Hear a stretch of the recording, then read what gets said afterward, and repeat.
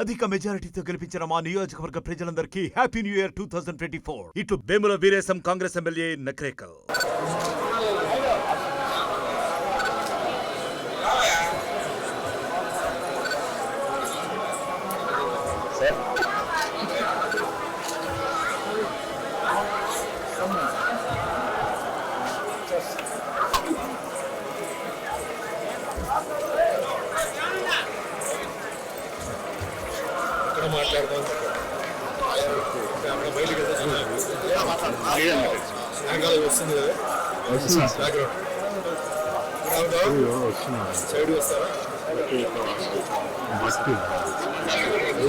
అందరికీ నూతన సంవత్సరం శుభాకాంక్షలు. Wish you all very happy new year అండి. ఈరోజు చాలా సంతోషంగా ఉంది. ఈరోజు జనవరి 1వ తారీఖు వైకుంఠ ఏకాదశి ఆఖరి రోజుకి ఈరోజు ఇక్కడ భగవంతుడి దర్శనం దొరికింది. దానికి మా తిరుపతి నారాయణ గౌడ్ గారికి ధన్యవాదాలు. అలాగే చెన్నై నుంచి నాగభూషణం గారు ఆయన ఫ్యామిలీతో వచ్చారు. అందరికీ ధన్యవాదాలు. సో అంతా ఈ సంవత్సరం అందరికీ బాగుండాలి, అందరికీ మంచి జరగాలి, అందరికీ ఆరోగ్యం బాగుండాలి, ఆదాయం బాగుండాలి. మరి రాజకీయ నాయకులు అందరూ ఈరోజు చాలా మార్పులని వస్తున్నాయి. ముఖ్యంగా మా తెలంగాణ ముఖ్యమంత్రి గారు రేవంత్ రెడ్డి గారికి భగవంతుడి ఆశీర్వాదాలు ఉండాలి. ఆయన ఇంకా మంచి అంటే తెలంగాణ భవిష్యత్తుకి చాలా మంచి ఆయన పాలన చేయాలి. ఎప్పుడూ ఆయనకి మేము సహకరిస్తాం. అలాగే ఆయన కుటుంబ సభ్యులు కూడా అందరికీ ధన్యవాదాలు.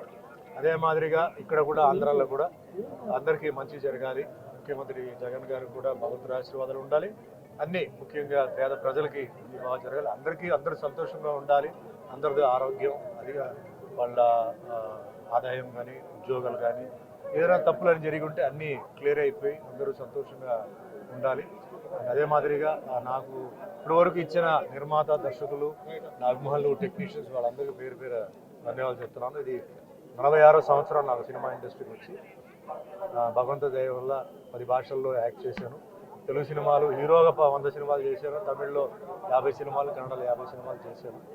అందరికీ ముఖ్యంగా ఈరోజు ఇంత ఒక స్థాయిలో నేను ఉండడానికి ముఖ్యంగా నా అభిమానులు వాళ్ళందరికీ భగవంతుడు ఆశీర్వాదాలు ఉండాలి. డైరెక్టర్స్, ప్రొడ్యూసర్స్ అందరికీ ఉండాలి. ఈరోజు చాలా సంతోషం. ఎందుకంటే 1వ తారీఖు జనవరి ఇక్కడ రావడం ఇవన్నీ మనం అనుకున్నట్టు జరగదు, కానీ భగవంతుడు తలుచుకుంటే జరుగుతాయి. భగవంతుడు తలుచుకున్నారు. నేను అనుకోవడం ఏంటంటే అన్నీ మంచి జరగాలి.